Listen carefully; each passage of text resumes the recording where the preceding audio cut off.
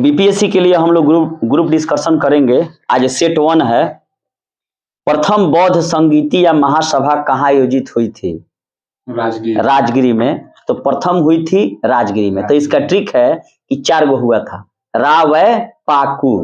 रा से हो गया राजगीर, वै से हो गया वैशाली, पा से हो गया पाटलिपुत्र और कु से हो गया कुंडलवन कश्मीर। 1 2 3 4 4 गो बौद्ध संगीतियां हुई थी। रावय पाकू, राजगीर, वैशाली, पाटलिपुत्र और कुंडलवन कश्मीर में। तो यहाँ से प्रथम जो बौद्ध संगीति हुई थी यह अजात शत्रु के शासन काल में 483 ईसा पूर्व में राजगीर में हुई थी। ठीक है। और राजगीर के सप्तपर्णी गुफा में प्रथम बौद्ध संगीति का आयोजन किया गया था। ठीक है। और ये 483 में हुई थी। और इस जो संगीति ये हुई थी पहली राजगीर में, इसके अध्यक्ष थे महाकश्यप। दूसरी बौद्ध संगीति वैशाली में हुई थी कालाशोक के शासनकाल में, और ये 383 ईसा पूर्व में हुई थी और इसके अध्यक्ष थे सबकामी। तीसरा बौद्ध संगीति जो है अशोक के शासनकाल में पाटलिपुत्र में हुई थी 251 ईसा पूर्व में, और ये मोगलीपुत्र तीस के शासनकाल में अध्यक्षता में हुई थी। चतुर्थ बौद्ध संगीति कुंडलवन कश्मीर में ईसा की प्रथम शताब्दी में कुषाण वंश के राजा कनिष्क के शासनकाल में हुई थी और उसके अध्यक्षता वसुमित्र थे। और यहीं से चतुर्थ बौद्ध संगीति के बाद बौद्ध धर्म हीनयान एवं महायान में बंट गया। उत्तर भारत को महायान श्रेणी में माना गया और दक्षिण भारत को हीनयान श्रेणी में माना गया। तो बार बार ये पूछता है कि उत्तर भारत महान है और दक्षिण भारत हीनयान है। क्लियर है? नेक्स्ट बताइएगा लोग कि वह कौन सा गुप्त शासक था जिसने अपने बड़े भाई की हत्या कर सत्ता को प्राप्त की थी? हाँ, गुप्त शासक। कौन सा वह गुप्त शासक था जो अपने बड़े भाई की हत्या कर सत्ता प्राप्त की थी? तो वह था चंद्रगुप्त द्वितीय। यह वही चंद्रगुप्त द्वितीय है जिसने विक्रमादित्य की उपाधि भी धारण की थी। तो कहानी है यह कि चंद्रगुप्त द्वितीय का शासनकाल जो है 380 से 415 है, और इसी चंद्रगुप्त विक्रमादित्य या द्वितीय के पिता का नाम समुद्रगुप्त था, और वही समुद्रगुप्त जिसको नेपोलियन की संज्ञा दी गई थी। ठीक है। तो समुद्रगुप्त का बेटा कौन था? चंद्रगुप्त द्वितीय। और इसी चंद्रगुप्त द्वितीय का बड़ा भाई का नाम था रामगुप्त। रामगुप्त अयोग्य शासक था, तो उसकी हत्या चंद्रगुप्त द्वितीय। देखिए कहानी ये था ना कि लड़ाई झगड़ा चलता रहता था। तो ये रामगुप्त की जो पत्नी थी, इसकी भौजाई हुई चंद्रगुप्त द्वितीय का, तो जब हमला किया ना तो डरा के मोहल्ले में छुप गया। अब भाई और अपने पत्नी को देने के लिए भी राजी हो गया कि बड़ी सुंदर थी। तो ये गुस्सा हो गया, तो गुस्सा होकर अपने भाई के, माने एक कहानी है, तो चंद्रगुप्त द्वितीय ने अपने बड़े भाई रामगुप्त की हत्या कर दी। ठीक है। और हत्या करने के बाद ये राजा बन गया चंद्रगुप्त द्वितीय गुप्त साम्राज्य का, और इसने बहुत बड़े साम्राज्य की स्थापना की। क्लियर है? तो चंद्रगुप्त द्वितीय को ही विक्रमादित्य कहा जाता है और इसी का शासनकाल 380 से लेकर 415 ईस्वी है। और चंद्रगुप्त द्वितीय किसका पुत्र था? समुद्रगुप्त का। चंद्रगुप्त द्वितीय के ही दरबार में 9 रत्न थे, जैसे कालिदास, वराह मिहिर, धन्वंतरी। कालिदास के बारे में आपने सुना है, जिसने अभिज्ञान शाकुंतलम और मल्लिका विनिमित्रम जैसे पुस्तकों की रचना की है। हाँ, वराह मिहिर को जानते हैं, बहुत बड़े ये खगोल शास्त्र गणितज्ञ थे। आर्यभट्ट भी इसी के दरबार में थे, जो जिन्होंने आर्यभट्टियम सिद्धांत लिखा और सबसे पहले बताया कि पृथ्वी सूर्य के चारों ओर घूमती है। किसने बताया? आर्यभट्ट ने, और पटना के निवासी थे, जीरो को खोज किया। ठीक है। धन्वंतरी के बारे में आप लोग जानते हैं, क्या थे धन्वंतरी? वैद्य थे। बिल्कुल सही है। तो चंद्रगुप्त द्वितीय के सांची अभिलेख में उसे देवराज या प्रवर सेन कहा गया है। तो जब भी अगला प्रश्न आ सकता है कि चंद्रगुप्त द्वितीय के किस अभिलेख में उसे देवराज या प्रवर सेन कहा गया है? सांची अभिलेख में। ठीक है। और विक्रमादित्य यानी कि चंद्रगुप्त द्वितीय, जिसने विक्रमादित्य की उपाधि धारण की थी, ने अपनी दूसरी राजधानी उज्जैनी को बनाया था। क्लियर है? अब आइए, वर्धन वंश की स्थापना किस राजवंश ने की थी? वर्धन वंश की स्थापना पुष्यभूति ने की थी। ठीक है। हाँ, शुंग वंश, शुंग, पुष्यभूति, शुंग कहिए चाहे शुंग मत कहिए, इसी ने हर्षवर्धन हुआ जो अंतिम हिंदू शासक था। वर्धन वंश को पुष्यभूति वंश भी कहा जाता है, और गुप्त साम्राज्य के विघटन के बाद उत्तर भारत में सबसे विस्तृत साम्राज्य पुष्यभूति यानी कि वर्धन वंश ने ही स्थापित की। इस वंश का उदय हरियाणा के थानेश्वर में हुआ था। और बाद में हर्षवर्धन कन्नौज को अपनी राजधानी बना देता है। और वाण भट्ट ने हर्ष चरित्र जो लिखा हर्षवर्धन पर, उसी में पुष्यभूति को वर्धन वंश का संस्थापक बताया। और यही हर्षवर्धन था ना जो प्रत्येक 5 वर्षों पर अपनी सारी संपत्ति को प्रयागराज में कुंभ का मेला हर्षवर्धन ने शुरू कराया। कुंभ 10 साल, हाँ 12 साल पर। अब आइए, रोमन साम्राज्य के व्यापारिक संबंध किसने स्थापित किए थे? ऑप्शन है कुषाण, पश्चिमी शक, चेर, वाकाटक। तो रोमन साम्राज्य से अच्छे संबंध कुषाणों ने स्थापित किए थे। यही वो कुषाण है जिन्होंने सिल्क रूट को शुरू किया, सिल्क मार्ग को। क्लियर है? पार्थियनों के रोम से संबंध अच्छे नहीं थे, जो पर्शियन थे, इसलिए चीन से व्यापार करने के लिए रोम को कुषाणों से मधुर संबंध बनाने पड़े। मधुर संबंध रोम से कौन बनाया? कुषाण नहीं बनाए, रोमे आके कुषाण से बनाया, क्योंकि उसको चाइना से व्यापार करना था। पर्सिया यानी कि ईरान से क्या था? रोम को हमेशा लड़ाई चलता था। यह व्यापार महान सिल्क मार्ग या रेशम मार्ग के नाम से, सिल्क रूट के नाम से स्थापित हुआ था। और प्रथम शताब्दी में भारत और रोम के बीच मधुर संबंध का उल्लेख पेरिप्लस ऑफ द इरिथियन सी नामक पुस्तक में मिलता है, जो दक्षिण भारत में है। क्लियर है? नेक्स्ट बताइएगा लोग कि मगध शासक बिंबिसार का चिकित्सक कौन था? आप लोगों ने सुना होगा। ऑप्शन है शीलभद्र, जीवक, विजय सेन, मनु। जीवक बिल्कुल 100% सही है कि बिंबिसार मगध का सम्राट था जिसने हर्यक वंश की स्थापना की थी। और यही वह बिंबिसार है जिसने हर्यक वंश की स्थापना की। इसी को कहा जाता है पितृहंता वंश, क्योंकि इसी का बेटा अजातशत्रु इसको मारकर राजा बनता है, और अजातशत्रु का बेटा उदयन भी अपने पिता अजातशत्रु को मारकर राजा बनता है। तो बिंबिसार मगध साम्राज्य का सम्राट था, इसने हर्यक वंश की स्थापना की। और बिंबिसार का शासन काल है 544 ईसा पूर्व से लेकर 492 ईसा पूर्व तक। ठीक है? गौतम बुद्ध के समय प्रसिद्ध वैद्य जीवक था जो बिंबिसार के दरबार में रहता था। शुरू में अवंती का जो राजा था चंड प्रदोष, उससे इसको लड़ाई था, लेकिन लड़ाई ये बिंबिसार जीत नहीं पाया। लेकिन क्या हुआ, चंड प्रदोष जो था वो पांडु रोग से ग्रसित हो गया। वही एनीमिया वाला कहानी, तो ग्रसित हो गया। तो ये क्या किया, अपने वैद्य जीवक को भेजा। के भेजा? बिंबिसार भेजा। तो जब वो ठीक हो गया अवंती का राजा चंड प्रदोष, तो कहा कि भाई अब जौन तू कहबे तौन ते हमरा के बचा ले।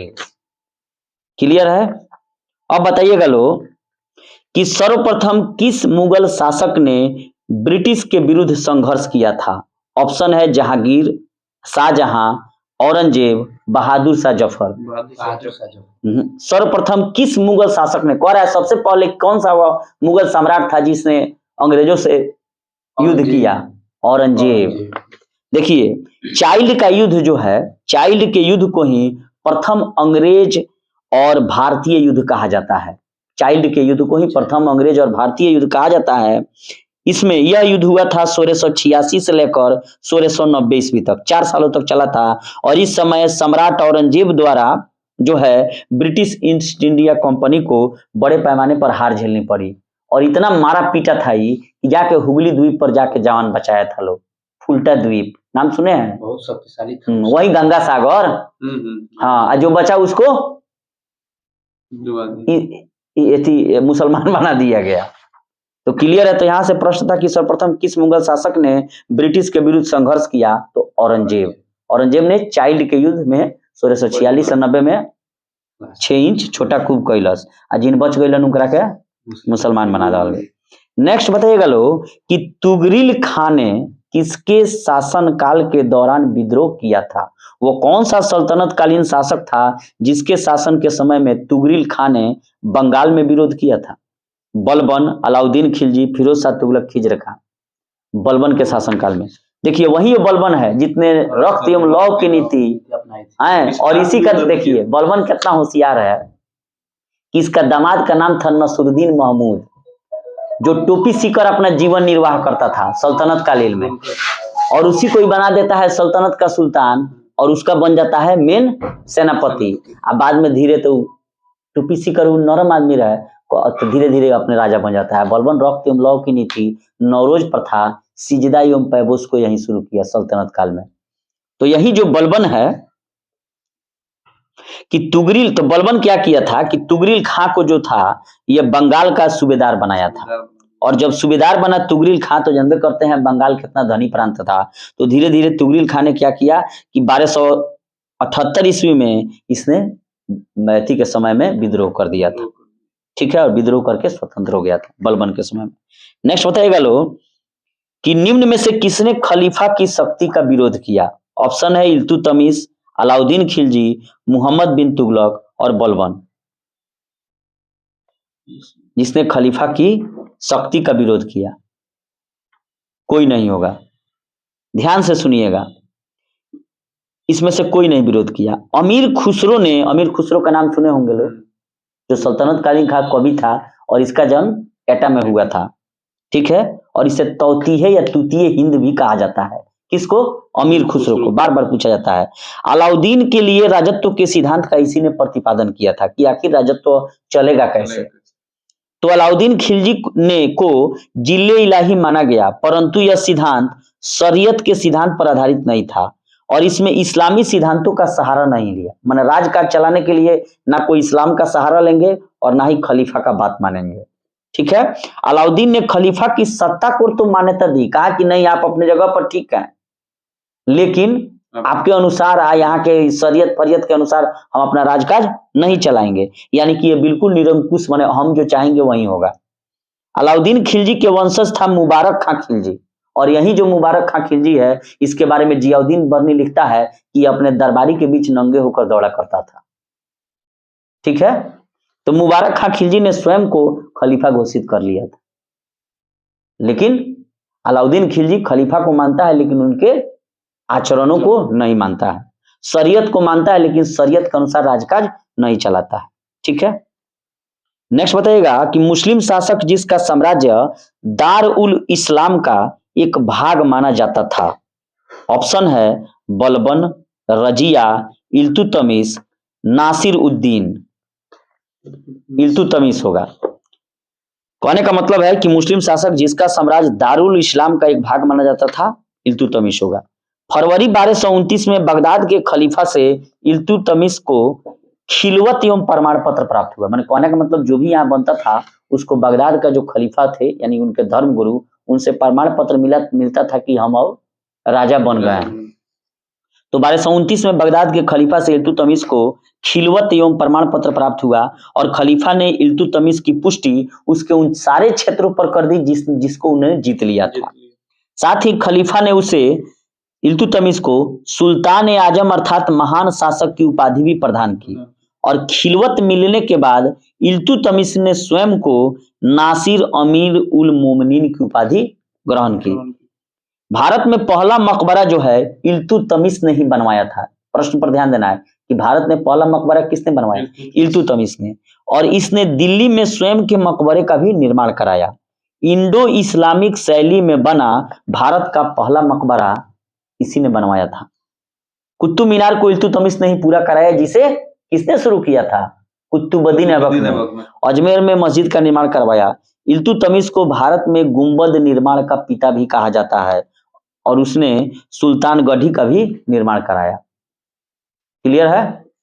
और यही सुल्तानगढ़ी है जिसे कत्लगढ़ी के नाम से किसने विख्यात कर दिया? बंदा बहादुर, जहां उसने हजारों मुगल सेना के सिपाहियों को मौत के घाट उतार दिया। कौन बंदा बहादुर? सिख था। माने ये जो थे, ये क्या नाम थे, रंजीत सिंह के बाद वो राजा बना, ठीक है। और गुरु गोविंद सिंह को अपना गुरु मानता था और उसे क्या किया? वहां पे फारूक सियर ने उसको पकड़वा कर मरवा दिया बंदा बहादुर को, और शाहदरा को इसने क्या किया? कत्लगढ़ी के नाम से विख्यात कर दिया। क्लियर है? सुल्तानगढ़ी का। अब आइए लो बताइएगा कि किसने सिंध को जीतकर उसका अधिग्रहण कर लिया था? वेलिंगटन ने, स्लीमैन ने, नेपियर ने, लॉरेंस ने। तो नेपियर होगा। लॉर्ड एनरबरो के समय में यही जॉन नेपियर जो है यह सिंध को जीत लेता है और सिंध को जीतकर ब्रिटिश साम्राज्य में उसे मिला लिया जाता है। तो यही वो जॉन नेपियर है। यहाँ कर्नल स्लीमैन जो है ये क्या करता है? ठगों को अंत कर देता है।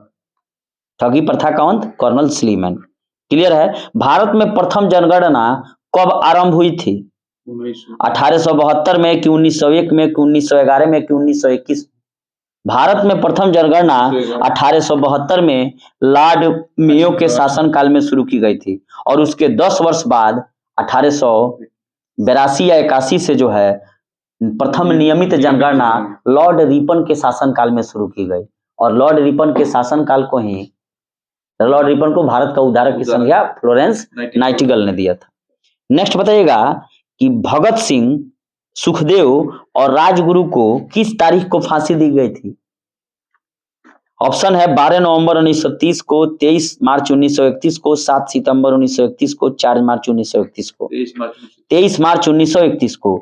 तो भगत सिंह, राजगुरु और सुखदेव को जो है 23 मार्च 1931 को लाहौर के सेंट्रल जेल में फांसी दी गई थी। बात तब की थी जब 1928 में लाला लाजपत राय की हत्या सैंडर्स जेम्स एस्कॉट की लाठी से हो गई थी, लेकिन जेम्स एस्कॉट के मारने के चक्कर में इन लोगों ने सैंडर्स की हत्या कर दी और साथ ही उसका रीडर चरण सिंह भी मारा गया। इसी कारण जो है लाहौर सेंट्रल जेल में 23 मार्च 1931 को भगत सिंह, इसको शहीद आजम भी कहा जाता है, और राजगुरु और सुखदेव को 23 मार्च 1931 को फांसी दे दी गई और इस दिन को शहीद दिवस के रूप में मनाया जाता है।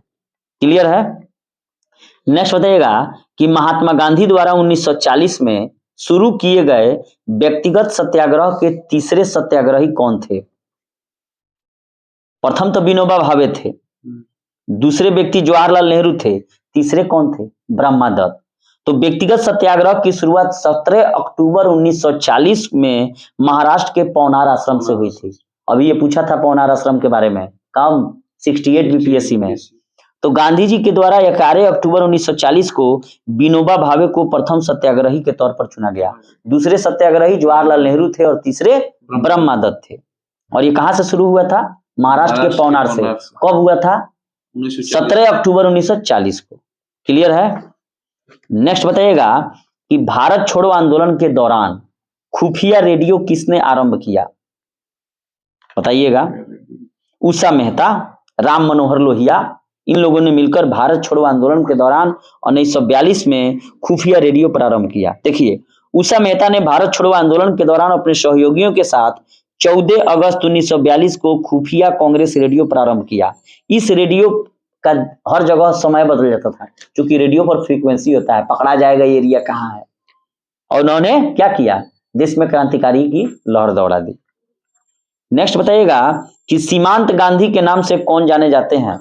खान अब्दुल गफ्फार खान। बहुत अच्छा। सीमांत गांधी के नाम से खान अब्दुल गफ्फार खान को जाना जाता है। सीमांत गांधी कहिए, सरहदी गांधी कहिए, बाउंड्री गांधी कहिए, बच्चा खां कहिए, बादशाह खान कहिए, सब यही है खान अब्दुल गफ्फार खान। ये भारत के सीमा प्रांत और बलूचिस्तान के एक महान राजनेता थे, जिन्होंने भारतीय स्वतंत्रता संग्राम में भाग लिया। और इनको बच्चा खान, बादशाह खान, सरहदी गांधी, सीमांत गांधी के नाम से भी जाना जाता है। उन्होंने 1930 में, कब?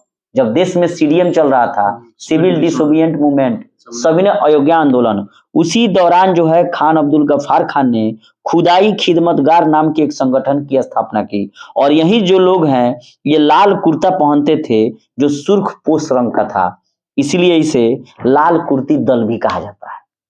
क्लियर है? नेक्स्ट बताइएगा लो कि झांसी की रानी लक्ष्मीबाई की मृत्यु कहाँ हुई थी? लखनऊ में, ग्वालियर में, कानपुर में कि झांसी में? ग्वालियर के पास कोटक की सराय में। जून 1858 को ग्वालियर के पास कोटक की सराय में ब्रिटिश जो जनरल था ह्यूरोज, उसी के हाथों ये शहीद हो गए। और मूल रूप से देखा जाए तो झांसी की रानी का मूल नाम क्या है? मणिकर्णिका छबीली या मनु। क्लियर है? और झांसी की रानी जो लक्ष्मीबाई थी, इनका जन्म बनारस में हुआ था। ठीक है? तो कहने का मतलब है, ये जो टिप्पणी करता है जनरल ह्यूरोज कि अपनी सुंदरता, चालाकी और दृढ़ता के लिए तो जानी ही जाती है रानी लक्ष्मीबाई, साथ ही विद्रोही नेताओं में सबसे अधिक खतरनाक भी है। मर्द है चाहे खतरनाक भी है। क्लियर है? नेक्स्ट बताइएगा कि बंगाल विभाजन के विषय में यह किसने कहा था कि विभाजन हमारे ऊपर बम की तरह गिरा है? सुरेंद्र नाथ बनर्जी। सुरेंद्र नाथ बनर्जी को बंगाल के बिना ताज का बादशाह भी कहा जाता है। ठीक है? और यह सुरेंद्र नाथ बनर्जी जो हैं, इन्होंने ही कहा था कि बंगाल का विभाजन हमारे ऊपर बम की तरह गिरा है और हमने समझा कि हमारा घोर अपमान किया गया है। और यही बंगाल विभाजन के विरोध में स्वदेशी आंदोलन चलाया गया। क्लियर है? नेक्स्ट बताइएगा लो कि सरदार उधम सिंह ने किसे गोली मारा था? जनरल ओ डायर को। क्लियर है?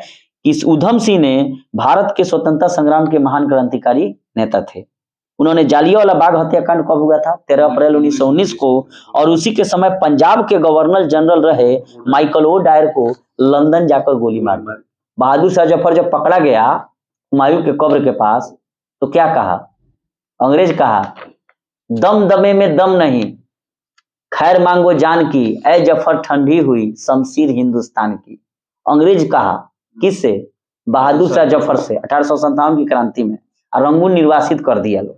तो बहादुर शाह जफर द्वितीय कहा, वो तो अपने शेरो शायरी था, तो वो कहा कि जब तक बाजुओं में मतलब दम रहेगा हिंदुस्तान का, तख्त लंदन तक चलेगी तेग हिंदुस्तान की। तो देखिए जाके मारा 1940 में Udham Singh Michael O Dyer को। और जो गोली चला रहा था वो कौन डायर था? REH Dyer. नेक्स्ट बताइएगा कि बारदोली सत्याग्रह का सफल नेतृत्व किसने किया? बारदोली। ऑप्शन है सरदार वल्लभ भाई पटेल, मोतीलाल नेहरू, JB कृपलानी, जवाहरलाल नेहरू। वल्लभ भाई पटेल। बारदोली सत्याग्रह जो है 1928 में गुजरात में हुआ था और भारतीय राष्ट्रीय आंदोलन का सबसे संगठित, व्यापक और सफल आंदोलन रहा। यह आंदोलन जो था सरकार द्वारा टैक्स वृद्धि कर दिया गया था इसलिए था, और इसका नेतृत्व सरदार वल्लभ भाई पटेल ने किया। और वहां की महिलाओं की ओर से गांधी जी ने सरदार की उपाधि वल्लभ भाई पटेल को दी। और इनको लौह पुरुष कहा जाता है कि जो स्वतंत्र भारत में गृह एवं सूचना प्रसारण मंत्री भी बने। क्लियर है? और पूरे रियासतों को एकीकरण करने में इन्हीं का महत्वपूर्ण योगदान था। नेक्स्ट बताइएगा कि 1946 में जो कैबिनेट मिशन भारत आया उसके कौन कौन सदस्य थे? 3 सदस्य थे। उनका नाम क्या था? पैथिक लॉरेंस जो अध्यक्ष थे, एस्टोफेट क्रिप्स और AB अलेक्जेंडर जो कि नौसेना मंत्री थे। तो कैबिनेट मिशन का मुख्य उद्देश्य था कि भारतीय सत्ता को सौंप देना। ठीक है? और उस समय ब्रिटेन का प्रधानमंत्री कौन था? Ramsay MacDonald. क्लियर है? नेक्स्ट बताइएगा कि गांधी इरविन पैक्ट कब हुआ? 5 मार्च 1931 को। बहुत बार पूछा जाता है, ध्यान रखना है कि वायसराय लॉर्ड इरविन का जो शासनकाल है वो 1926 से 31 है। इसी के शासनकाल में CDM हुआ था। चाहे जो भी प्रथम गोलमेज सम्मेलन और द्वितीय गोलमेज सम्मेलन भी इरविन के समय हुआ था, और उस समय भी प्रधानमंत्री रैमजे मैकडोनाल्ड था। तो 5 मार्च 1931 को गांधी इरविन पैक्ट होता है और इसी के अंतर्गत जो है CDM को समाप्त कर दिया जाता है। और इसमें क्या क्या स्वीकार लिया गया था इरविन के द्वारा कि हिंसा के आरोपियों को छोड़कर जितने भी भारतीय राजनीतिक बंदी हैं उनको रिहा कर दिया जाएगा। भारतीयों को समुद्र के किनारे नमक बनाने का अधिकार दिया जाएगा, क्योंकि नमक सत्याग्रह भी चला रहे थे उस समय, दांडी यात्रा। और शराब एवं विदेशी कपड़ों की दुकानों के सामने धरना आप दे सकते हैं। आंदोलन के दौरान त्याग पत्र देने वाले को उनके पदों पर पुनः बहाली कर दी जाएगी और आंदोलन के दौरान जब्त संपत्ति को भी वापस कर दी जाएगी। नेक्स्ट बताइएगा कि भारतीय राष्ट्रीय कांग्रेस ने किस वर्ष पूर्ण स्वाधीनता का प्रस्ताव पारित किया? 1920 नागपुर, 1924 बेलगांव, 1929 लाहौर, 1931 कराची। 1929 लाहौर में। 31 दिसंबर 1929 को भारतीय राष्ट्रीय कांग्रेस का वार्षिक अधिवेशन तत्कालीन पंजाब प्रांत की राजधानी लाहौर में हुआ और इस ऐतिहासिक अधिवेशन में कांग्रेस ने पूर्ण स्वराज की घोषणा पत्र तैयार किया और पूर्ण स्वराज को कांग्रेस ने अपना मुख्य लक्ष्य घोषित किया और इसकी अध्यक्षता जवाहरलाल नेहरू ने की थी। और यही जो 26 जनवरी है 1930 से स्वाधीनता दिवस मनाने का निर्णय भी लिया गया।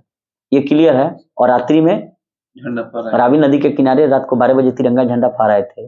अब यह प्रश्न पूछेगा कि कांग्रेस के अधिवेशनों में प्रथम स्वाधीनता का प्रस्ताव प्रस्तुत करने वाले व्यक्ति का क्या नाम है?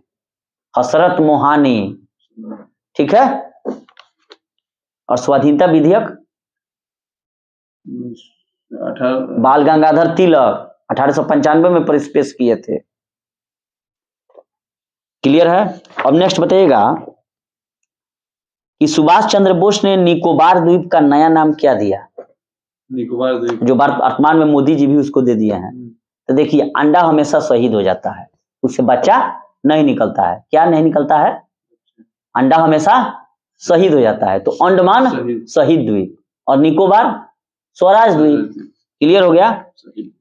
नेक्स्ट बताइएगा कि फरवरी 1922 में पुलिस चौकी में आग लगाने की घटना से संबंधित चौरी चौरा किस राज्य में है?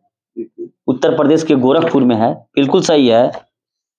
और चौरी चौरा कांड हुआ था 4 फरवरी 1922 को। रात भर लग गया था वहां का जो एगो सिपहिया बचा था उसको लखनऊ पहुंचने में। 5 फरवरी को पहुंच के सूचना दिया था, इसलिए सरकारी कागजों में 5 फरवरी 1922 लिखा रहता है, लेकिन घटना कब का है? 4 फरवरी 1922 को। क्लियर है। गोरखपुर जिले में चौरी चौरा में हुआ था। और जो एनसीएम चल रहा था, नॉन कोऑपरेशन मूवमेंट अर्थात असहयोग आंदोलन में भाग लेने वाले प्रदर्शनकारियों का एक बड़ा समूह, जिसके नेतृत्व करता भगवान अहिर थे। उन्होंने क्या किया कि लड़ाई झगड़ा हुआ और 3 नागरिक तो इधर का मारे गए और 22 पुलिस कर्मियों को उन्होंने आके हवाले कर दिया। बगले में धई रहे पतर उतर झोंकसन उठा के फूंक दहल लो। महात्मा गांधी जो हिंसा के घोर विरोधी थे, उन्होंने इस घटना का से प्रत्युत्तर दिया और 12 फरवरी 1922 को राष्ट्रीय स्तर पर नॉन कोऑपरेशन मूवमेंट को बंद कर दिया। क्लियर है। नेक्स्ट बताइएगा कि खुदीराम बोस ने किस स्थान पर किंग्सफोर्ट की हत्या का प्रयास किया था? मुजफ्फरपुर में। बहुत अच्छा। और ये घटना है कब की? 30 अप्रैल 1908 की, जो बिहार के मुजफ्फरपुर में घटी। और इसमें खुदीराम बोस एवं क्या नाम है उनका, प्रफुल्ल चाकी, इन दोनों लोगों ने, जो जज था माने बहुत कठोर जज था किंग्सफोर्ट, उसी की हत्या के प्रयास से इन्होंने बम फेंका, लेकिन वो नहीं मरा। गलती से पिंगले कैनेडी की बेटी एवं पत्नी मारी गई। इनको फांसी दे दिया गया 1908 में। और मात्र 11 साल की उम्र में इनको फांसी दिया गया। कागजों में लिखता है 18 साल। और प्रफुल्ल चाकी ने मुठभेड़ में अपने आप को गोली मार लिया। उन्होंने आत्महत्या नहीं की थी, प्रफुल्ल चाकी और ना ही चंद्रशेखर आजाद, इन दोनों लोगों ने आत्महत्या नहीं की। जिंदा नहीं पकड़े जाएंगे इसलिए खुद को गोली मारा था। उन्होंने अल्फ्रेड पार्क में मारा चंद्रशेखर आजाद ने, जिनका जन्म मध्य प्रदेश के झाबुआ जिले में था। नेक्स्ट बताइएगा लोग कि 1942 में किस त्योहार के अवसर पर जयप्रकाश नारायण हजारीबाग जेल से भाग निकले थे? होली था, हाँ दीपावली, बिल्कुल अच्छा, बहुत अच्छा। कि भारत छोड़ो आंदोलन के दौरान दीपावली के अवसर पर जयप्रकाश नारायण हजारीबाग, जो वर्तमान में झारखंड में है, कि जेल से अपने 5 साथियों के साथ भाग निकले। और क्या किए? 1942 का समय है, भारत छोड़ो आंदोलन का समय, और नेपाल जाकर क्या किए? वहाँ पे अपना सेना बनाया, आजाद दस्ता का गठन किए। राम मनोहर लोहिया ये सब लोग। बताइएगा बिहार विशेष में कि बिहार में खादी के ब्रांड एम्बेसडर कौन है? वही मनोज तिवारी हैं, बिल्कुल सही है। मनोज तिवारी जो है हिंदी भोजपुरी के काफी अच्छे गायक हैं और साथ ही दिल्ली के सांसद भी हैं, दिल्ली में सांसद हैं वो। और मनोज तिवारी को बिहार का खादी का ब्रांड एम्बेसडर बनाया गया है। नेक्स्ट बताइएगा कि बिहार राज्य में अभी शहरीकरण का स्तर क्या है? 15.3 हो गया है। और पहले जो था यह 2011 में 11.3 था, तो 15.3 हो गया। इसका मतलब 4% की वृद्धि हुई है। और यहाँ पर है कि 32 पुराने नगर पंचायतों को नगर परिषदों में बदल दिया गया है और 5 पुराने जो नगर परिषद थे उनको नगर निगम बना दिए। क्लियर है। तो 4% की वृद्धि हो गई है। जहां 2011 में 11.3% नगरीकरण था, वहां वर्तमान 2023 में 15.3 यानी कि 4% की वृद्धि हुई। क्लियर है। और 32 पुराने नगर पंचायतों को नगर परिषद में और 5 पुराने नगर परिषदों को नगर निगम में बदल दिया गया है। क्लियर है। नेक्स्ट बताइएगा कि सीता माता की विश्व की सबसे लंबी मूर्ति 251 मीटर का निर्माण बिहार के किस जिले में किया जा रहा है? सीतामढ़ी में। ठीक है, सीता माता सीतामढ़ी। और सीता माता के सिलौटी कहाँ बा? वाल्मीकि नगर में। क्लियर है। बिहार के वर्तमान के राज्यपाल कौन है? अभी नए बने हैं अमलेकर, कथी दो नाम है उनका? फागू चौहान तो बदल गए। बिहार के वर्तमान राज्यपाल कौन? अमलेकर, अ से ही उनका लास्ट में नाम है। गोवा के हैं। हाँ, आर विश्वनाथ अर्लेकर। आर विश्वनाथ अर्लेकर बिहार के वर्तमान राज्यपाल आर विश्वनाथ अर्लेकर हैं। फागू चौहान को उधर पूर्वोत्तर भारत में भेज दिया गया है। बिहार के अभी मुख्य न्यायाधीश कौन है? संजय करोल। संजय करोल भी सुप्रीम कोर्ट में चले गए। तो बिहार के वर्तमान में मुख्य न्यायाधीश, बिहार के मुख्यमंत्री तो श्री नीतीश कुमार ही हैं। बिहार के वर्तमान में मुख्य न्यायाधीश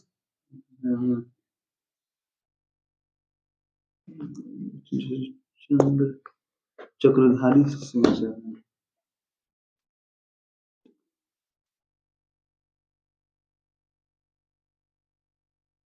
हाँ, चक्रधारी शरण सिंह बन गए हैं। बिहार के वर्तमान में मुख्य न्यायाधीश 17 फरवरी 2023 तक वर्तमान में चक्रधारी शरण सिंह बन गए हैं। और वहीं बिहार के मुख्यमंत्री तो नीतीश चाचा ही हैं और बिहार के राज्यपाल अर्लेकर साहब हैं। क्लियर है। बिहार में ऑपरेशन प्रहार किससे संबंधित है? वही शराबबंदी है और साथ ही अपराधियों को पकड़ने के लिए भी तो बिहार पुलिस द्वारा राज्य में गंभीर आपराधिक घटनाओं के साथ साथ शराबबंदी कानून का उल्लंघन करने वाले व्यक्तियों को पकड़ने के लिए ऑपरेशन प्रहार चलाया जा रहा है। ठीक है। नेक्स्ट बताइएगा कि बिहार के किस स्थान पर उत्तर भारत का पहला बर्ड रिंगिंग स्टेशन खोला गया है? तो भागलपुर में। बिहार के भागलपुर में उत्तर भारत का पहला है और भारत का चौथा बर्ड रिंगिंग स्टेशन खोला गया है। बर्ड रिंगिंग का मतलब ये होता है कि कौन सा पक्षी आ रहा है और जा रहा है, इसी का निगरानी और अनुसंधान कार्य को करना है। और बिहार के भागलपुर में उत्तर भारत का पहला और भारत का चौथा बर्ड रिंगिंग स्टेशन खोला गया है। और साथ ही 3 अन्य बर्ड रिंगिंग स्टेशन तमिलनाडु के चेन्नई में, राजस्थान के जयपुर में, उड़ीसा के भुवनेश्वर में है। तो ये उत्तर भारत का पहला और बिहार का भी पहला है बर्ड रिंगिंग स्टेशन भागलपुर में। उसके अलावा भागलपुर काफी चीजों में प्रसिद्ध रहा है, जैसे कि आप जानते हैं कि तसर सिल्क के लिए भागलपुर विश्व विख्यात है। उसके अलावा सिल्क सिटी के रूप में भी काफी विख्यात है। वहाँ के अभी जर्दालू आम हाँ, जर्दालू और कतरनी। कतरनी क्या है? चावल है। कतरनी राइस और जर्दालू आम की खुशबू के लिए भी वो जाना जाता है। ठीक है। और यह गंगा एवं कोसी नदी के तट पर भागलपुर बसा है। ठीक है, क्लियर है। नेक्स्ट बताइएगा कि गिद्ध संरक्षण योजना बिहार के किस सेक्चुअरी या रिजर्व में शुरू की गई है? वाल्मीकि नगर में। तो वाल्मीकि नगर में जो है गिद्ध संरक्षण कार्य शुरू किया गया है, क्योंकि 150 पक्षियों को वहां हाल ही में देखा गया है वाल्मीकि नगर टाइगर रिजर्व में। और उत्तराखंड के में कॉर्बेट नेशनल पार्क है, उस Corbett national park, Jim Corbett, जहां से जिसको हेली नेशनल पार्क भी कहा जाता था, और रामगंगा नदी उसी से निकलती है, तो वहां के तर्ज पर वाल्मीकि नगर में किया जा रहा है। बिहार में तुर्क सत्ता का वास्तविक संस्थापक कौन था? तो वही बख्तियार खिलजी। तुर्क सत्ता का वास्तविक संस्थापक का श्रेय बख्तियार खिलजी को है, जिसने नालंदा विश्वविद्यालय को नष्ट किया। युवा तुर्क चंद्रशेखर को कहा जाता है। ठीक है। तो कुतुबुद्दीन ऐबक का यह सैन्य सलाहकार था और उसने बंगाल बिहार के पूर्वी भारतीय क्षेत्रों में मुस्लिम विजय को स्थापित किया और इसने बंगाल में खलजी वंश का संस्थापक किया। बंगाल पर 1203 से लेकर 1227 ईस्वी तक छोटी शासनकाल के लिए इसने शासन किया। तो बिहार में तुर्क सत्ता का वास्तविक संस्थापक बख्तियार खिलजी। बिहार के प्रथम भारतीय गवर्नर कौन थे? एसपी सिन्हा। सत्येंद्र प्रसाद सिन्हा जो हैं वह बिहार के साथ साथ उड़ीसा के भी पहले राज्यपाल बने। बंगाल के पहले एडवोकेट जनरल थे। हाँ, राज्य महान्यायवादी। और वायसराय की कार्यकारिणी परिषद के सदस्य बनने वाले भी पहले भारतीय थे, सत्येंद्र प्रसाद सिन्हा। और ब्रिटिश मंत्रालय के सदस्य बनने वाले भी पहले भारतीय थे। तो ब्रिटिश मंत्रालय के सदस्य बनने वाले पहले भारतीय, वायसराय की कार्यकारिणी परिषद में सदस्य बनने वाले पहले भारतीय, बंगाल के पहले भारतीय एडवोकेट जनरल और बिहार उड़ीसा के पहले राज्यपाल भी सत्येंद्र प्रसाद सिन्हा, जो वकील व राजनेता दोनों थे। क्लियर है? सत्येंद्र प्रसाद सिन्हा। बताइएगा संथाल विद्रोह का नेता कौन था?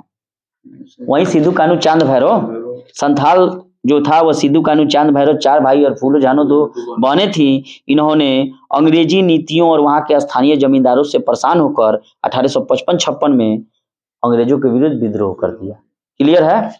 नेक्स्ट बताइएगा कि चौरी विद्रोह अर्थात चेरो का विद्रोह बिहार में कब हुआ था? भूषण सिंह के नेतृत्व में और सन 1798 में चेरो यानी कि चौरी विद्रोह हुआ था। झारखंड राज्य में पड़ता है। क्लियर है? उड़ीसा को बिहार से कब अलग किया गया? 36 में। 22 मार्च 1912 को बिहार और उड़ीसा बंगाल से अलग हो गए। ठीक है। और 1 अप्रैल 1912 को बिहार और उड़ीसा नए राज्य अस्तित्व में आया और इसके बाद 36 में उड़ीसा को और 2000 में बिहार से झारखंड को अलग कर दिया गया। ठीक है। नेक्स्ट बताइएगा कि बिहार राज्य का कुल भौगोलिक क्षेत्रफल कितना है? 94,163 किलोमीटर बिहार का कुल भौगोलिक क्षेत्रफल है। और बिहार के उत्तर में कौन विदेशी देश है? नेपाल। पूर्व में पश्चिम बंगाल, दक्षिण में झारखंड। और झारखंड की कितने जिलों की सीमा लगती है 7, और इधर उत्तर में 7 और फिर नेपाल से भी 7 7, और बंगाल से 3। क्लियर है। और बिहार की कुल जनसंख्या 2011 की जनगणना के अनुसार कितनी है? 10 करोड़ 40 लाख 40 लाख। 10 करोड़ 41 लाख मानिए, 99,452 है, 2,500 का कमी है, 15 करोड़ हो जाइए आपकी। बिहार का शोक किस नदी को कहा जाता है? कोसी नदी को। ठीक है। कोसी नदी नेपाल में हिमालय से निकलती है और बिहार के भीमनगर के रास्ते में बिहार में दाखिल होती है। ठीक है। और आने वाली बाढ़ के कारण बहुत तबाही लाती है, इसलिए इसे बिहार का अभिशाप या बिहार का शोक कहा जाता है, कोसी को। ठीक है। बिहार के किस जिले में तेलहड़ कुंड है? रोहतास कैमूर जिला में है। तेलगिरी हमेशा कढ़ाई में, तो तेलहर और करकट ये दोनों जो जल प्रपात बा ये कहाँ बा? कैमूर में। तेलगिरी कहाँ? कढ़ाई में। तेल कहाँ गिरता है? कढ़ाई में। तो तेलहर और करकट ये दोनों कैमूर में है, और ककोलत नवादा में है। ठीक है। दुर्गावती रोहतास में है। कर्मनाशा वही कर्म को नाश करने वाली नदी है कर्मनाशा। हाँ हाँ, बक्सर में, जहाँ गंगा नदी प्रवेश करती है। धुआं कुंड और मंझर कुंड सासाराम में है। धुआं कुंड और मंझर कुंड जलप्रपात जो है वह सासाराम में है, कर्मनाशा बक्सर में है, दुर्गावती रोहतास जिला में। और रोहतास की ही साक्षरता दर पूरे बिहार में सबसे ज्यादा है, 71.20%। और साथ ही अगर बिहार में पूछा जाए कि सर्वाधिक पुरुष साक्षरता दर वाला तो कौन हो जाएगा? रोहतास से होगा। क्लियर है। और पूर्णिया सबसे कम है, इसमें साक्षरता की दृष्टि में बिहार में कम है। और वहीं अगर महिला साक्षरता में कहा जाए तो कौन हो जाएगा? सहरसा होगा। न्यूनतम महिला साक्षरता वाला बिहार का जिला तो सहरसा होगा। ठीक है। तो हम कहाँ थे? ककोलत जलप्रपात नवादा में, और तेलगिरी करकट पर यानी कढ़ाई में तक कैमूर हो जाएगी, दुर्गावती रोहतास हो जाएगी, कर्मनाशा बक्सर हो जाएगी, और धुआं कुंड मंझर सासाराम। कांवर झील बताइए। बेगूसराय में है। और एशिया की सबसे बड़ी के साथ साथ ताजा जल वाली गोखुर झील जो है वही है कनवार यानी कि कांवर झील, जो कि बेगूसराय के मझौल गांव में है। रामसर साइट भी है। कांवर झील बेगूसराय के मझौल गांव में है, और इस झील का क्षेत्रफल 16 वर्ग किलोमीटर है, और एशिया की सबसे बड़ी गोखुर झील है जिसको गंडक नदी बनाया है। कि सर्फ विसर्फ बुझते हैं? मान लीजिए हैंग बहुत आ का कैलस की हकरा के छोड़ दलस, हई मिल गई, तो सांप खानी हैंग हो गई, सर्फ हो गया। क्लियर है। कांवर झील रामसर साइट में घोषित कर दिया गया बेगूसराय के मझौल में, और एशिया की सबसे बड़ी एवं ताजा जल वाली झील गोखुर झील है। बिहार के किस जिले में सबसे अधिक सोने का भंडार मिला है? सही बात है का जी? कह रहा है कि जमुई जिले में बिहार का सबसे बड़ा, भारत का सबसे बड़ा स्वर्ण भंडार मिला है, और इतना सोना है कि देश में कहीं नहीं सोना है, और अकेले 44% सोना जमुई जिले के इलाके में है। दे दी तो बिहार धनिक हो जाए, KGF बन जाएगा, फिर कौन रॉकी आएगा क्या? रॉके भाई। नेक्स्ट बताइएगा लोग कि सिल्क सिटी के नाम से बिहार का कौन जाना? भागलपुर। जर्दालू आम, कतरनी चावल। अच्छा, 2011 की जनगणना के अनुसार बिहार में महिला का साक्षरता दर क्या है? 51.5% है। 2011 की जनगणना के अनुसार बिहार की कुल साक्षरता दर की अगर बात किया जाए तो 61.80 है प्रतिशत। पुरुष साक्षरता 71.20 और वहीं महिला 51.5 है। बिहार में साक्षरता की दृष्टि से भारत में राज्यों में क्रम सबसे नीचे 28वां है। बिहार राज्य में सर्वाधिक साक्षरता दर वाला जिला रोहतास, सबसे कम साक्षरता दर वाला जिला पूर्णिया, पुरुष साक्षरता दर वाला में सबसे ज्यादा रोहतास, महिला साक्षरता दर में सबसे कम सहरसा, न्यूनतम पुरुष साक्षरता वाला जिला पूर्णिया, और सर्वाधिक महिला साक्षरता वाला भी हो जाएगा तो रोहतास से होगा। क्लियर है। नेक्स्ट बताइएगा कि शहरीकरण के बढ़ते स्तर के अनुसार कौन सा जिला पूरे बिहार में 1 नंबर में शहरीकरण में है? पटना है। पटना के बाद मुंगेर है, मुंगेर के बाद नालंदा है। पटना में देखा जाए तो 44.3% शहरीकरण है, वहीं मुंगेर का देखा जाए तो 28.3% है, और नालंदा का 26.2% है। क्लियर है। नेक्स्ट बताइएगा कि 7 निश्चय योजना पार्ट 2 का कोई वो है? 7 गो निश्चय होगा ना पार्ट 2 में, उसका नाम बताइए, बार बार पूछा जाएगा ये।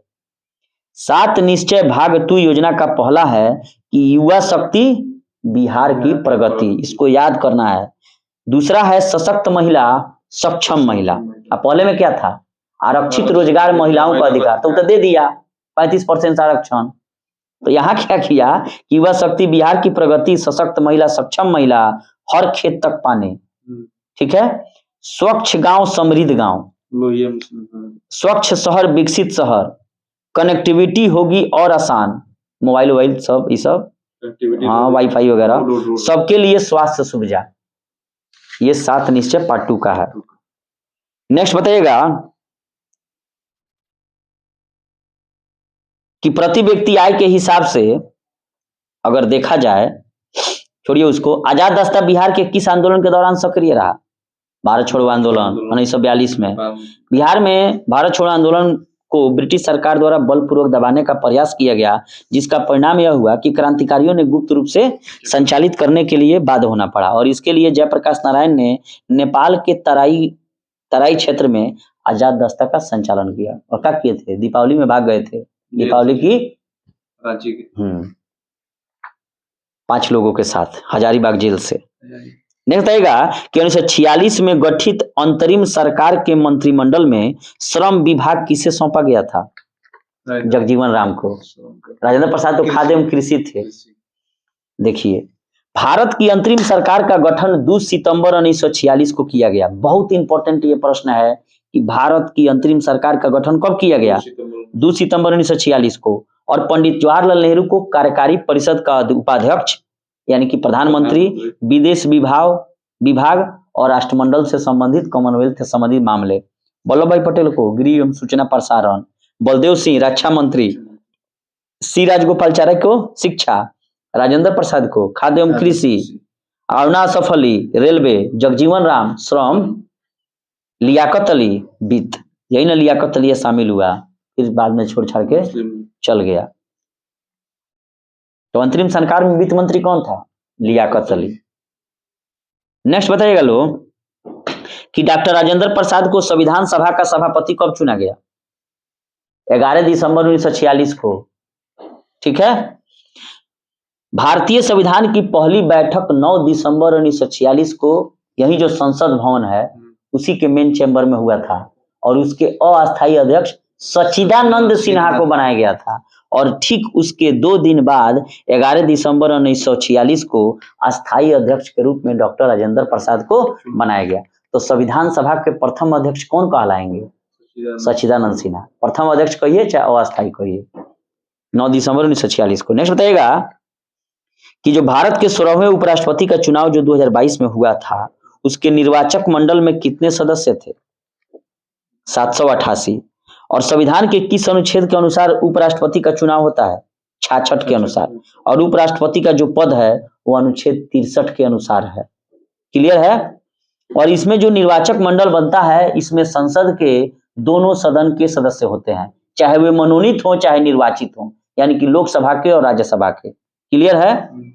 और 16वां उपराष्ट्रपति का जो चुनाव 2022 में हुआ था, उसमें राज्यसभा के 233 सदस्य थे, राज्यसभा के निर्वाचित 33 थे, 12 मनोनीत भी शामिल होते हैं, और लोकसभा के 543 सिर्फ निर्वाचित सदस्य, क्योंकि 2 जो एंग्लो इंडियन था उसको मोदी सरकार कहे कि नहीं, कोई जरूरत नहीं है अंग्रेजों का, यहाँ पर आप लोग घर में रहिए। और निर्वाचक मंडल में सदस्यों की संख्या हो गया कुल 788। नेक्स्ट प्रश्न बताइएगा कि भारत का राष्ट्रपति कितनी बार पुनः चुनाव के लिए पात्र होगा? अनगिनत, जितनी बार चाहे।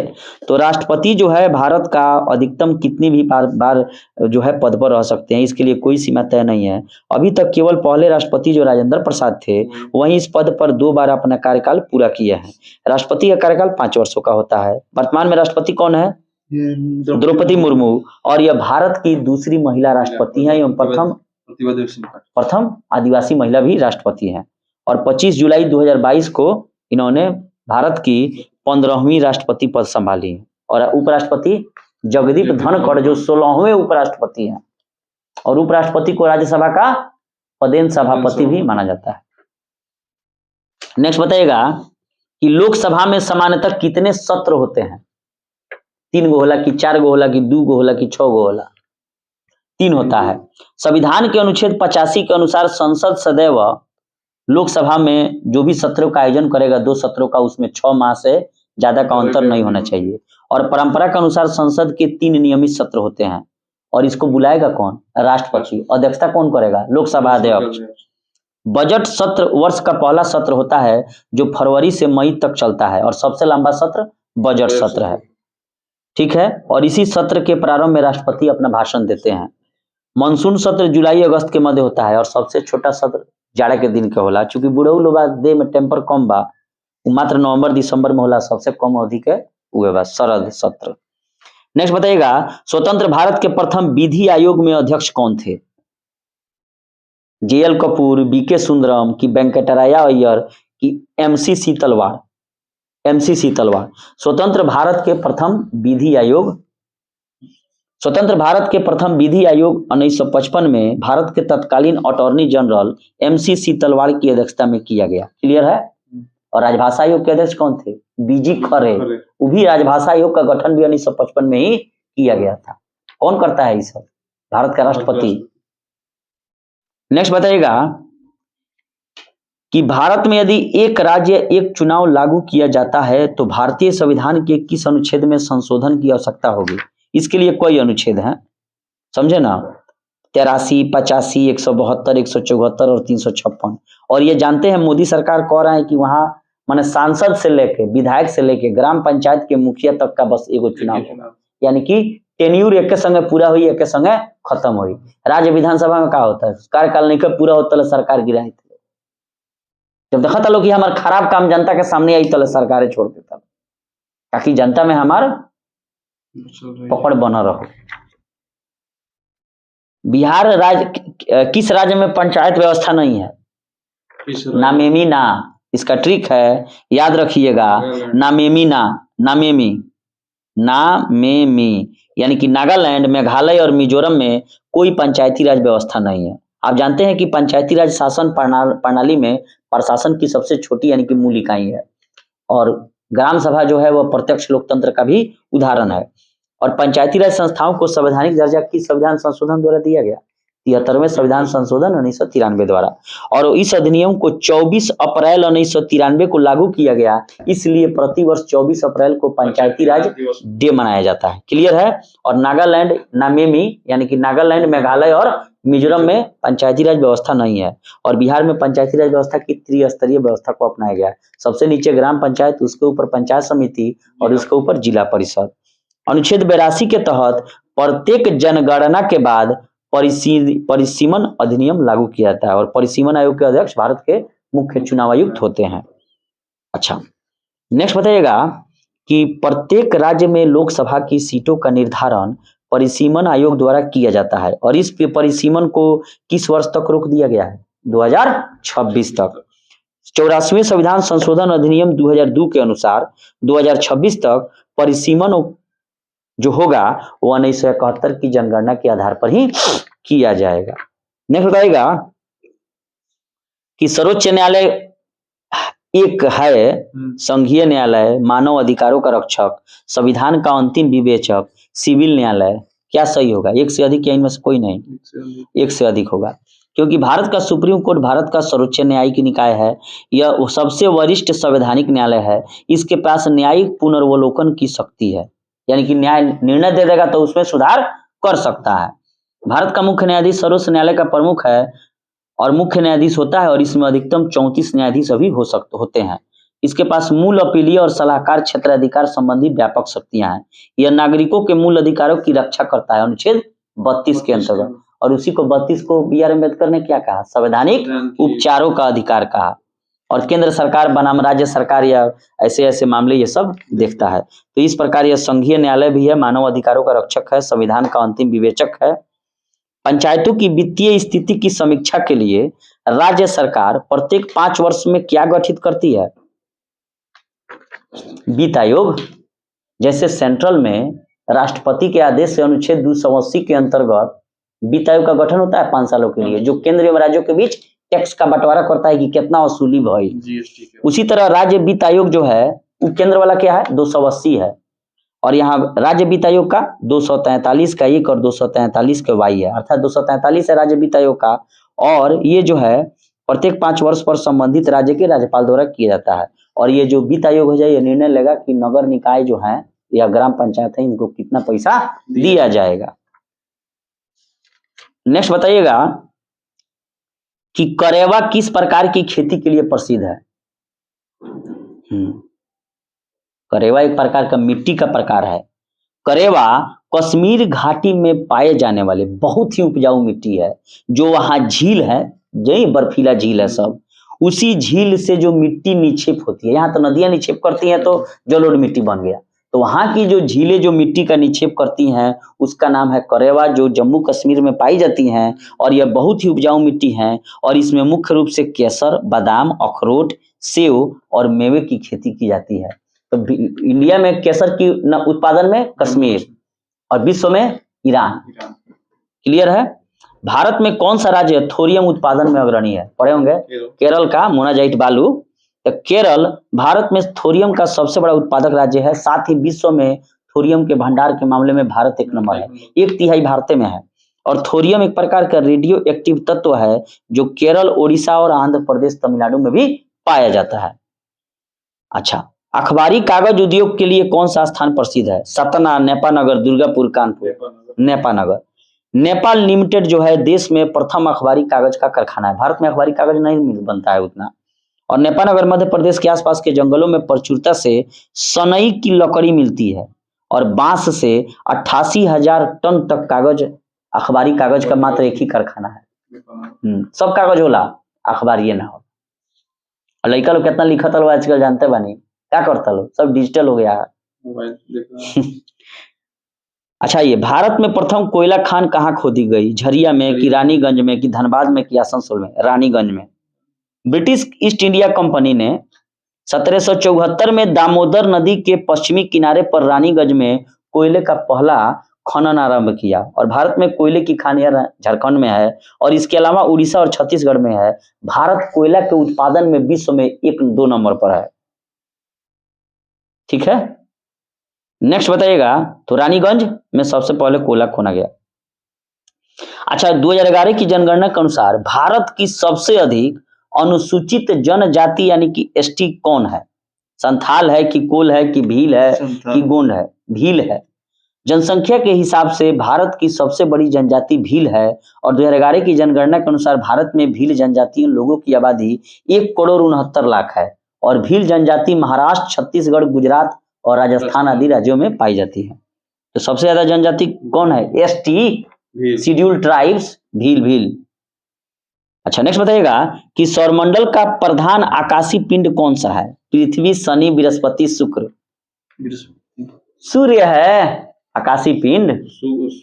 सूर्य जो है ऑप्शन नहीं है, सूर्य में है, बोले नहीं है, पृथ्वी, बृहस्पति, शनि, नहीं, सूर्य। सौरमंडल का मुखिया या प्रधान आकाशीय पिंड जो है सूर्य है और यह केंद्र में स्थित है, एक तारा है। सूर्य का जन्म 4.6 बिलियन साल पहले हुआ था। सूर्य पृथ्वी से लगभग कितना गुना बड़ा है, 13 लाख गुना बड़ा है और 149 लाख किलोमीटर दूर है पृथ्वी से। और सूर्य ताप का 2 अरबवां भाग मिलता है। सूर्य से पृथ्वी तक प्रकाश आने में लगभग 8 मिनट का समय लगता है, 500 सेकेंड का। 8 मिनट कहिए चाहे 500 सेकेंड कहिए, थोड़ा सा बढ़ जाएगा। क्लियर है। और सूर्य की किरणों में क्या होता है, अल्ट्रावायलेट रे होता है, जो त्वचा पर अगर पड़ेगा तो क्या करेगा, कैंसर करेगा, लेकिन सुबह में पड़ेगा तो विटामिन डी बनाएगा। क्लियर है। हमारे सौर मंडल में कितने ग्रह है अभी, 8 ग्रह हैं, बुध, शुक्र, पृथ्वी, मंगल, बृहस्पति, शनि, यूरेनस, नेपच्यून। और इसके अतिरिक्त 3 अन्य बौने ग्रह हैं जिसका नाम है सेरस, प्लूटो और एरिस। प्लूटो को बौने ग्रह की श्रेणी से 2006 में हटा दिया गया। नेक्स्ट बताइएगा कि पृथ्वी की आंतरिक परत नीफे के निर्माण में किन तत्वों की प्रचुरता होती है। Silica, aluminium, silica, magnesium, basalt, silica, nickel और फेरम। नीफे का मतलब क्या समझे, अंग्रेजी में लिखिए तो नीफे, NEFE, तो क्या हो गया, निकेल और फेरस। निकेल और लोहा। देखिए, पृथ्वी के मुख्यतः 3 परतें पाई जाती है। सबसे ऊपरी परत को भूपटल जिसे सियाल कहते हैं, सिलिकॉन और एल्युमिनियम, सियाल SIAL, सिलिकॉन, एल्युमिनियम। दूसरे को कहा जाता है मेटल जिसे कहा जाता है सीमा, यानी कि सिलिकॉन और मैग्नीशियम। और तीसरा जो सबसे निचला है उसे कहा जाता है क्रोड या कोर या निफे, यानी कि निकेल और फेरस यानी कि आयरन। क्लियर है। अब बताइएगा कि भौगोलिक अपर्दन चक्र की संकल्पना किसने प्रस्तुत की थी? WM डेविस ने। भौगोलिक अपर्दन चक्र की संकल्पना WM डेविस ने की थी। क्लियर है।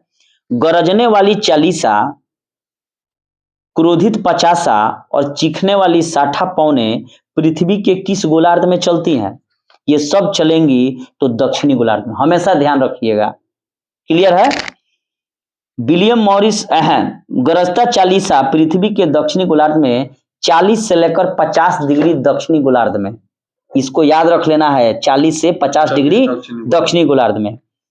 और ये शक्तिशाली पछुआ पौने है। 3 वो चीज याद रखना है। देखिए सबसे पहला नाम है गरजने वाली 40, तो पृथ्वी के दक्षिणी गोलार्ध में 40 से 50 दक्षिणी गोलार्ध क्या है? तो पछुआ पौने है। क्लियर हो गया। अब आइए प्रचंड 50 से 60 डिग्री पछुआ पौन दक्षिणी गोलार्ध, और चिकता 60 प्रचंड 50 का मतलब 50, चिकता 60 का मतलब 60, और गरजने वाली 40 तो 40 से 60 कहाँ चलेगी? दक्षिणी गोलार्ध में। कौन चीज है? पछुआ पौन है, और इससे नाविक बड़ी डरते थे। क्लियर है। सरगैसो सागर एक हिस्सा है किसका? उत्तरी अटलांटिक महासागर का। आपको उस दिन बताए थे सरगैसन सागर का है, इतना ना सवार बा कि नावे लेके ना जाइले। सरगैसो सागर उत्तरी अटलांटिक महासागर के 20 से 40 डिग्री उत्तरी अक्षांश से लेकर 35 से 75 डिग्री पश्चिमी देशांतरों के मध्य चारों ओर प्रवाहित होने वाली जलधाराओं के मध्य स्थित शांत एवं स्थिर जल के क्षेत्र को सरगैसो सागर कहा जाता है। काहे शांत एवं स्थिर जल क्षेत्र बा? इतना ना सवार बा कि शांत होखबे करी। यह गल्फ स्ट्रीम एवं कनारी और उत्तरी विषुवत धाराओं के चक्र के बीच स्थित शांत जल का क्षेत्र है। सरगैसो एक जड़ विहीन मोटी समुद्री घास है। क्लियर हो गया। तो इसको याद रखना है। एक तो याद रखना है सरगैसो सागर को कि उत्तरी अटलांटिक महासागर में, कहीं उत्तरी नहीं लिखेगा अटलांटिक लिखे तो अटलांटिक मार दीजिए। और कितना डिग्री है? 20 से 40 डिग्री उत्तरी और 35 से 75 पश्चिमी देशांतरों के मध्य स्थित है। क्लियर है। नेक्स्ट बताइएगा कि भारत और चीन के बीच सीमा रेखा को क्या कहा जाता है? मैकमोहन। ठीक है। देखिए भारत के साथ अंतर्राष्ट्रीय सीमा साझा करने वाले 7 देश हैं। कितने देश हैं? 7। और बिहार से झारखंड की सीमा से कितना जिला लगा है? बिहार के झारखंड से 7। उत्तर प्रदेश से 7, नेपाल से 7, पश्चिम बंगाल से 3। तो भारत के साथ अंतर्राष्ट्रीय सीमा साझा करने वाले 7 देश हैं। बांग्लादेश, चीन, अफगानिस्तान, म्यांमार, भूटान, नेपाल, पाकिस्तान, श्रीलंका, मालदीव और इंडोनेशिया के साथ समुद्री है, जलीय है। ठीक है। श्रीलंका, मालदीव, इंडोनेशिया। मैकमोहन रेखा जो है यह भारत और चीन के बीच सीमा रेखा है। डुरंड रेखा पहले भारत अफगानिस्तान था, लेकिन बंटवारा हो गया तो पाकिस्तान अफगानिस्तान हो गया। रेड क्लिफ रेखा भारत पाकिस्तान हो गया। इंदिरा पॉइंट आइए, यह भारत के निकोबार द्वीप समूह के बड़े निकोबार पर स्थित है। एक गांव है और यह भारत का सबसे साउथर्न पॉइंट है, दक्षिणी बिंदु है। क्लियर है।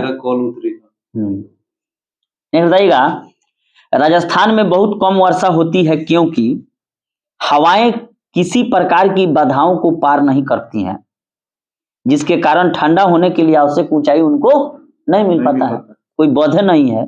तो राजस्थान में मानसून की सर्वप्रथम दक्षिणी पश्चिमी शाखा प्रवेश करती है। कौन सी शाखा जाएगी? दप्पा मानसून। और अरावली पर्वतमाला के मानसून की समांतर होने से क्या है? अरावली पर्वतमाला मानसून के समांतर हो गई, माने वो हैंग बा यो हैंग जाता। तो मानसूनी हवाएं किसी प्रकार के कोई बाधा होबे ना करी, तो बाधा ना हुई तो ऊपर उठी क्या, जब ऊपर ना उठी तो ठंडा होबे ना करी तो पनिया गिरी क्या, जिसका कारण है कि राजस्थान में कम एवं अनियमित वर्षा होती है। क्लियर है। लेकिन ऐसा नहीं है कि राजस्थान में वर्षा खेती नहीं होता है। सरसों के उत्पादन में राजस्थान एक नंबर है। ठीक है। नेक्स्ट बताइएगा, भंडारी समिति का संबंध किससे है? भंडारी समिति का जो संबंध है वह क्षेत्रीय ग्रामीण बैंकों की पुनर्संरचना से है। भंडारी समिति, ये सब याद करना होगा, इसका कोई मतलब समझाने का कोई इसमें कोई समझने का चीजें नहीं है। भंडारी समिति का संबंध क्षेत्रीय ग्रामीण बैंकों की पुनर्संरचना से है।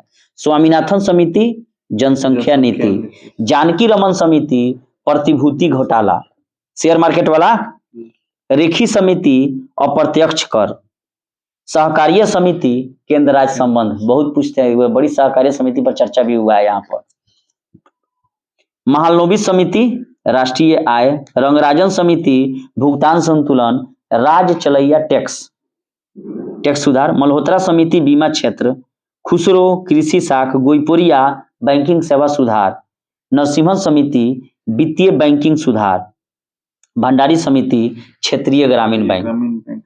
ठीक है, इससे पहले बीपीएससी में एक बार ये पूछ चुका है, गोईपुरिया समिति वाला बैंकिंग सेवा सुधार, और वहीं नरसिम्हन समिति वित्तीय बैंकिंग सुधार, बैंकों की वित्तीय स्थिति सुधारना। अब फिर पूछ दिया, कौन पूछ दिया? भंडारी समिति पूछ दिया, क्षेत्रीय ग्रामीण बैंकों की पुनर्संरचना। क्षेत्रीय ग्रामीण बैंकों की स्थापना 1975 में हुई थी। ये ग्रामीण क्षेत्रीय ग्रामीण बैंक नहीं चलता है, किसका है? प्रवर्तक कौन है उसका? सेंट्रल बैंक है, बिहार वाला। नेक्स्ट बताइएगा आप कि प्रधानमंत्री कृषि सिंचाई योजना के बारे में क्या मतलब कुछ जानते हैं? प्रधानमंत्री कृषि सिंचाई जो योजना है PMKSY, प्रधानमंत्री कृषि सिंचाई जो योजना है, इसके अंतर्गत नए जल स्रोतों का निर्माण करना है, यानी नया से गड्ढा वगैरह खोनिए, पोखरा वगैरह बनाइए, पुराने जल स्रोतों को ठीक कर कारगर भी बनाना है। ठीक है, और जल संचयन के साधनों का निर्माण करना है, अन्य छोटे भंडारण, भूजल विकास, ग्रामीण स्तर पर जो मरम्मत करना है तालाबों को, ये सब कार्य इसमें करने हैं। तो प्रधानमंत्री कृषि सिंचाई योजना के अंतर्गत पुराने से जो गड्ढे हैं उनको साफ सफाई करके पानी जमा कीजिए, नया भी बनाइए, यानी कि पुराने निकायों का पुनरुद्धार करना है और नए निकायों को भी बनाना है। प्रधानमंत्री कृषि सिंचाई योजना का यही उद्देश्य है। नेक्स्ट बताइएगा कि सामुदायिक विकास का क्या उद्देश्य था? अभी भी पूछा है 68 बीपीएससी में कि सामुदायिक विकास का क्या उद्देश्य था। तो देखिए, 2 अक्टूबर सन 1952 में सामुदायिक विकास कार्यक्रम प्रारंभ हुआ। यह ऐसा है कि सामुदायिक विकास कार्यक्रम को बीपीएससी ने पकड़ कर रख लिया है, कभी कुछ पूछता है तो कभी कुछ पूछता है। तो 2 अक्टूबर सन 1952 को सामुदायिक विकास कार्यक्रम शुरू हुआ था और इसका मुख्य उद्देश्य था कि ग्रामीण समुदायों का सर्वांगीण विकास करना है, माने सभी क्षेत्रों में उनको डेवलपमेंट करना है। ग्रामीण व्यक्ति में समानुपातिक भावना का प्रचार प्रसार करना है, सामुदायिक भावना का, ग्रामीण व्यक्तियों में उत्तरदायित्व की भावना, आत्मज्ञान और स्थानीय समूहों में कार्य करने की प्रवृत्ति का भी विकास करना है। तो इतना ये इंपॉर्टेंट है सामुदायिक विकास कार्यक्रम 2 अक्टूबर 1952 वाला, कि इसे बीपीएससी ने 68 में भी पूछ दिया, 67 में भी पूछ दिया। क्लियर है? नेक्स्ट बताइएगा कि वॉशिंग मशीन का कार्यकारी सिद्धांत क्या है? अभी ना पूछा था, अभी पूछ दिया था 68 बीपीएससी में कि वॉशिंग मशीन का जो है अपकेंद्रण के सिद्धांत पर कार्य करता है। अपकेंद्री बल वह बल होता है जिसके कारण किसी गतिशील वस्तु में केंद्र से दूर भागने की प्रवृत्ति होती है। यह वो आभासी बल होता है जो अभिकेंद्रीय बल के समान, सेंट्रीपेटल के समान होता है और उसके सेंट्रीपेटल के विपरीत दिशा में सेंट्रीफ्यूगल कार्य करता है। कपड़ा सुखाने की मशीन, दूध से मक्खन निकालने की मशीन, ये दोनों अपकेंद्रीय बल के सिद्धांत पर कार्य करते हैं। और अपकेंद्रीय में क्या होता है कि केंद्र की ओर बाहर बल लगता है, केंद्र के बाहर की ओर बल लगेगा, यानी कि केंद्र से दूर जाएगा, और अभिकेंद्र में केंद्र की अंदर की ओर। नेक्स्ट बताइएगा कि प्रकाश की गति किस माध्यम में न्यूनतम होगी? जल में, वायु में, निर्वात में, कांच में? तो प्रकाश की गति कांच में न्यूनतम होगी, क्योंकि कांच क्या है? अधिक ठोस है। प्रकाश ऊर्जा का ही एक रूप है जिसके द्वारा हम वस्तुओं को देखते हैं, और कांच में सबसे इसकी गति कम होगी। प्रकाश एक विद्युत चुंबकीय अनुप्रस्थ तरंगे हैं, अनुदैर्ध्य तरंगे तो ध्वनि तरंगे हो जाएंगी, क्योंकि प्रकाश तरंगे सीधी रेखा में गमन करती हैं, इसलिए यह इलेक्ट्रोमैग्नेटिक ट्रांसवर्स वेव हैं। एक माध्यम से दूसरे माध्यम में जाने पर प्रकाश की गति और तरंग दैर्ध्य में परिवर्तन होता है, लेकिन आवृत्ति जो है अपरिवर्तित रहती है, फ्रीक्वेंसी। माने प्रकाश जो है एक मीडियम से दूसरे में, जल से निकल के वायु में चला गया, चाहे वायु से जल में गया, तो क्या बदलेगा? गति और तरंग दैर्ध्य तो बदलेगा, लेकिन फ्रीक्वेंसी नहीं बदलेगी। भिन्न भिन्न माध्यमों में प्रकाश की चाल भिन्न होती है। जैसे निर्वात में प्रकाश की चाल क्या है? 3 × 10⁸ मीटर प्रति सेकेंड। जल में प्रकाश की चाल 2.25 × 10⁸ मीटर प्रति सेकेंड। और कांच में प्रकाश की चाल 2 × 10⁸ मीटर प्रति सेकेंड। तो इस प्रकार नहीं हो गया कांच में सबसे कम, कांच यानी कि शीशा। बताइएगा कि कौन जो है सदिश राशि है? सदिश राशि का कुछ उदाहरण बताइए। सदिश राशि हो गया, बभवत, डिस्टेंस हो गया, हाँ, वेग, बल, संवेग, बल आघूर्ण, कोणीय वेग, कोणीय संवेग, प्रवणता, विस्थापन।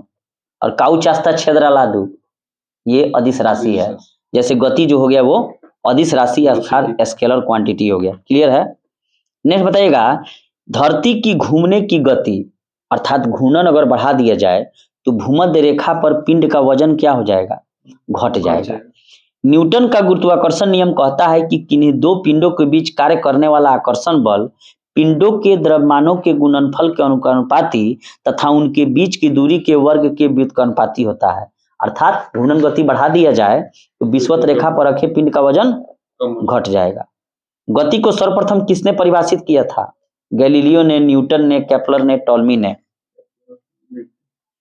गैलीलियो ने दूरबीन की सहायता से गति को सर्वप्रथम गैलीलियो ने दूरबीन की सहायता से दूरस्थ खगोलीय पिंडों को देखकर उनकी गति का अध्ययन किया। अपने प्रेक्षण और प्रयोगों के माध्यम से गैलीलियो ने यह पाया कि पूर्व में व्याप्त मान्यताओं के विपरीत ब्रह्मांड में स्थित पृथ्वी समेत सभी ग्रह सूर्य की परिक्रमा करते हैं। और गणितज्ञ और वैज्ञानिक गैलीलियो ने ही प्रकाश की गति को नापने का साहस किया था। क्लियर है? देखिए, अगर जी का मान, मैंने कहने का मतलब है पृथ्वी की अगर घूर्णन गति बढ़ा दिया जाए तो भूमध्य रेखा पर रखी जो है पिंड का वजन घट जाएगा, तो यानी कि जी का मान कम हो जाएगा। तो पृथ्वी की सतह से ऊपर या नीचे जाने पर जी का मान घट जाता है। जी का मान कहाँ होगा? पोल यानी कि ध्रुव यानी कि आर्कटिक पर सबसे ज्यादा होगा, ध्रुव पर। और जी का मान न्यूनतम कहाँ होगा? इक्वेटर, विषुवत रेखा, भूमध्य रेखा पर।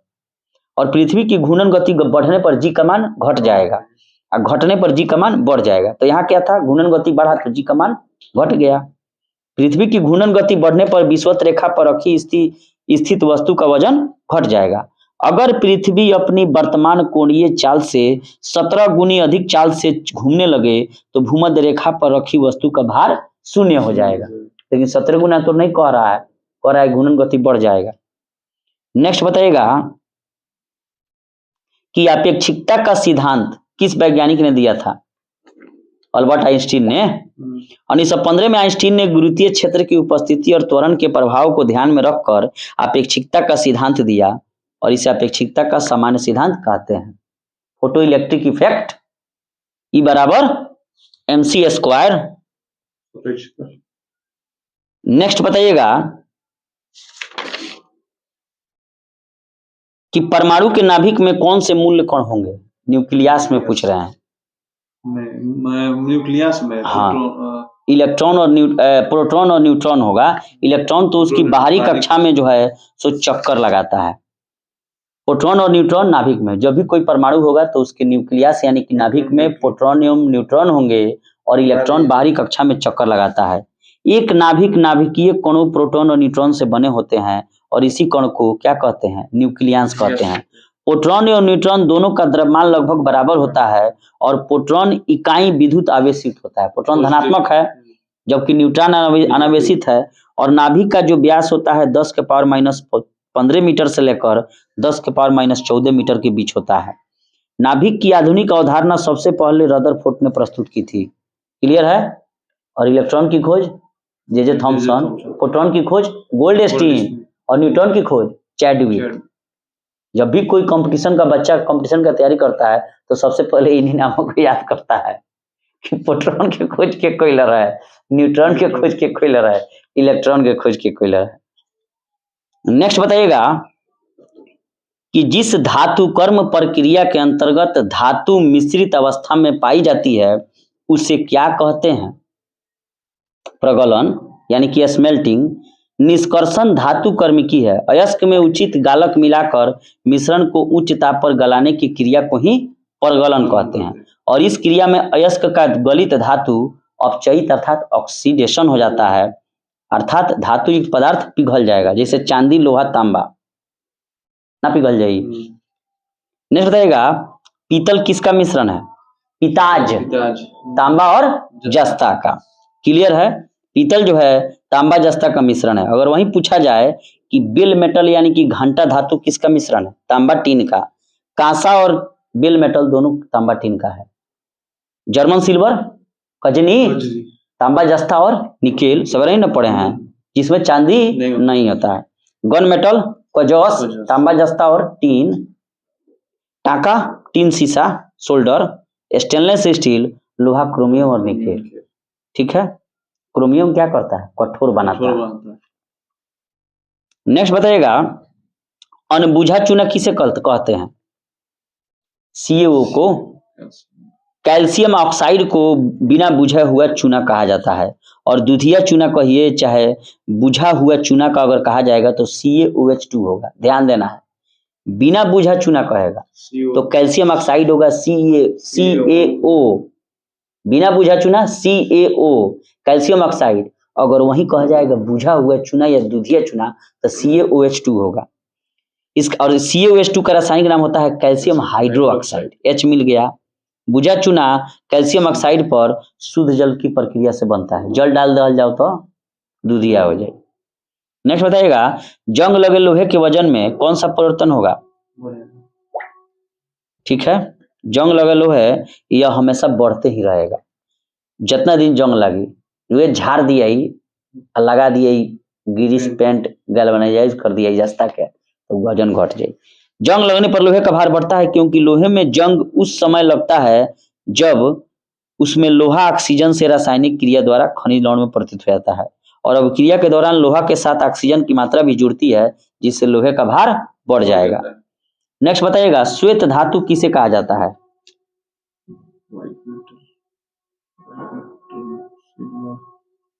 व्हाइट मेटल, इसका तो कोई उत्तर नहीं है। ठीक है, नेक्स्ट बताइएगा